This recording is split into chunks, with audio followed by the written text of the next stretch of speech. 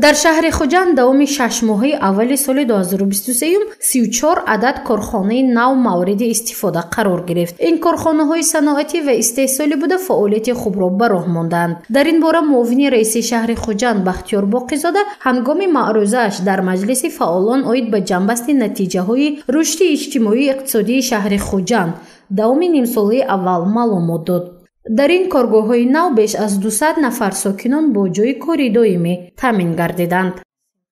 корхонаҳои саноатии шаҳр ба 241 адад расид, ки танҳо аз ҳисоби корхонаҳои нав бунёд гашта 208 нафар шаҳрвандон бо ҷойи кори доимӣ таъмин шуданд. ҳамзамон аз ҷониби 108 адад корхонаҳои хурду калон маҳсулотҳои ивазкунандаи воридот ба маблағи 369,8 миллион сомонӣ истеҳсол гардид, ки нисбат ба ҳамин давраи соли сипарӣ гашта 47,4 миллион сомонӣ ё 14,7% зиёд мебошад. дар ин марҳила аз 168 намуд маҳсулотҳои асосии истеҳсолӣ 112 намуд ё 66,7% нисбат ба ҳамин давраи соли 2022 зиёда аз 100% таъмин карда шудааст. илова бар ин номгӯи намуди маҳсулотҳои саноатӣ низ зиёд шуданд, ки онҳо асосан аз ашёи хоми маҳаллӣ аз ҷиҳати экологӣ тоза истеҳсол гардида ба 17 давлатҳои муштараку манофеъ содирот карда шуда истодаанд. ба онҳо истеҳсоли маҳсулоти армуғонӣ, маҳсулоти заргарӣ, собуни хоҷагӣ, пойафзоли бачагона ва дигарон мисол шуда метавонад. боиси қайд аст, ки дар давраи ҳисоботӣ бо иштироки асосгузори сулҳу ваҳдати миллӣ пешвои муаззами миллат президенти ҷумҳурии Тоҷикистон муҳтарам Эмомалӣ Раҳмон ҷамъияти масъулияташ маҳдуди Азияполитекс дар минтақаи озоди иқтисодии суд бо маблағгузории соҳибкорони ватанӣ ва ҷалби сармояи хориҷӣ, ки зиёда аз 4 миллион доллари амрикоиро ташкил медиҳад, ба истифода дода шуд. таъсис ва ба истифода додани корхонаҳои саноатӣ ва бо ҷойи доимии корӣ таъмин намудани сокинон масъалаи муҳим мебошад ва ин корҳо бо маром ҷараён дорад. Аммо баста шудани дари корхонаҳо аз фаъолият бозмондани он бо сабабҳои гуногун мушкилоти дигар аст. бино ба гуфти раиси шаҳри Хуҷанд Фирдавс Шарифзода 25 корхонаҳо бо сабабҳои гуногун фаъолият намекунанд. аз ин рӯ дар ҷаласаи ҷанбастии 6 моҳаи мақомоти иҷроии ҳокимияти давлатии шаҳри Хуҷанд Фирдавс Шарифзода таъкид кард, ки бояд ин мушкилот ҳалли худро ёбад ва сабабҳои аслии аз фаъолият бозмондани корхонаҳо муайян карда шавад. аз 25 адад 10 адад корхонаҳо тамоман кор намекунад. 15 ададаш муваққатан кор накарда истодааст, зеро мавсимӣ мебошанд.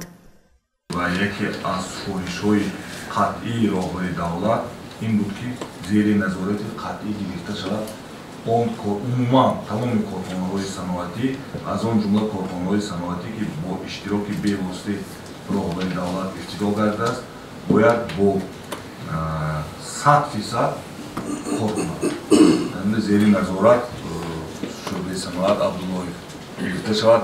то ҳол ман оли дар полон гуфта метавонам 25 корхонаҳое ки фаъолият намуда истоданд, ман маълумоти дақиқ шумо надодтон, ки ин корхонаҳо бо кадом сабаб фаъолият набуда истоданд. агар ки умуман кор намекардагӣ бошад, мо ино бояд ки аз феҳристи оморӣ гирем. зери назорати қатъӣ тамоми корхонаҳо, аз он ҷумла корхонаҳои нав ки ифтитоҳ шуд, бояд ки пурра 100% кор кунад. ҷаласаи ҷанбастии 6 моҳаи аввали соли 2023 дар толори мақомоти иҷроии ҳокимияти давлатии шаҳри Хуҷанд бо иштироки фаъолон ва муовини вазири тандурустӣ ва ҳифзи иҷтимоии аҳолии ҷумҳурии Тоҷикистон Абдухолиқ Амирзода ва муовини яҳкуми раиси вилояти Суғд Хол Ҳайдар баргузор карда шуд. дар он натиҷаҳои фаъолияти самтҳои иқтисодию иҷтимоии шаҳри Хуҷанд пурра мавриди таҳлил қарор гирифт. муовини раиси шаҳри Хуҷанд Бахтиёр Боқизода маълумоти муфассалро пешниҳод намуд.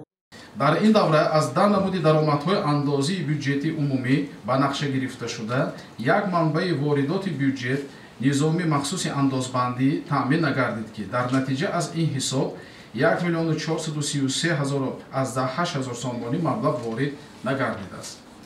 иҷроиши нақшаҳои бюҷети давлатӣ ва ҳам маҳаллӣ таъмин шуда истода бошад, ҳам бақияи қарзи андоз ба ҳолати 1 июни соли 2023 маблағи 16 миллион сомониро ташкил намуда, нисбат ба аввали сол ба андози 708,000 сомонӣ кам шудааст.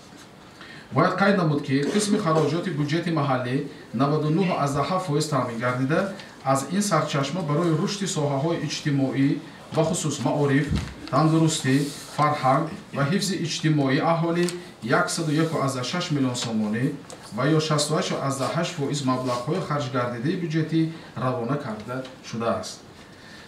бино ба маълумоти муовини раиси шаҳри хуҷанд бахтиёр боқизода, давоми нимсолаи аввали соли 2023 16 нафар ноболиғон даст ба ҷиноят заданд. ин нишондод дар қиёс ба ҳамин давраи соли 2022 кам мебошад. новобаста аз ин байни ноболиғон ва ҷавонон корҳои тарғиботӣ ҷараён дорад. дар ҳудуди шаҳри хуҷанд 18 ҳолати ҷинояти вазнин ба қайд гирифта шудааст. дар маҷмӯъ давоми 6 моҳи аввали соли 2023 425 адад ҷиноят содир карда шудааст, ки дар муқоиса бо ҳамин давраи соли гузашта беш аз 100 ҳолат кам мебошад. дар давоми нимсолаи аввали соли равон шумораи ноболиғони ҷиноят содир карда 3 нафар кам буда 16 нафарро ташкил додааст. бо мақсади пешгирии содиршавии ҷиноятҳо ва беҳтар намудани вазъи тартиботи ҷамъиятӣ дар ҳудуди шаҳр чораҳои амалӣ андешида шуда, дар натиҷа ҷиноятҳои вазнин 18 адад, қаллобӣ 46 адад, тамаҷҷӯъ 4 адад, дуздӣ 85 адад ва авбошӣ 5 адад кам шуданд. дар маҷмӯъ дар давраи ҳисоботӣ 425 адад ҷиноят содир карда шуда, он нисбат ба ҳамин давраи соли 2022 101 адад кам шудааст.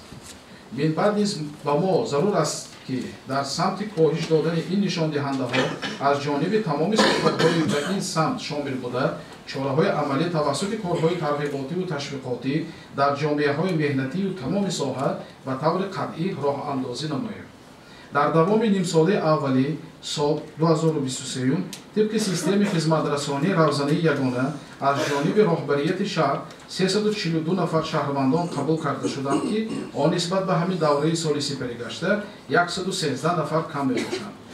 баҳри зиндагии арзанда ва ҳаёти шоиста, баланд бардоштани даромаднокии кормандони тамоми соҳаҳои хоҷагии халқ яке аз самтҳои муҳими сиёсати иҷтимоии давлатамон маҳсуб меёбад.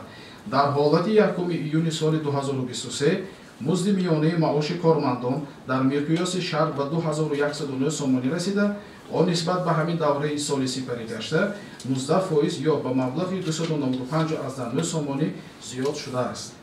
маҷлиси фаъолони шаҳр оид ба ҷанбасти натиҷаҳои рушди иқтисодию иҷтимоии шаҳри хуҷанд беш аз 3 соат идома карда паҳлӯҳои гуногуни фаъолияти хоҷагии халқи шаҳри хуҷандро баррасӣ кард. гузориши Мафнӯшкур ва Наимҷон Оюбов барои барномаи иттилооти хабар.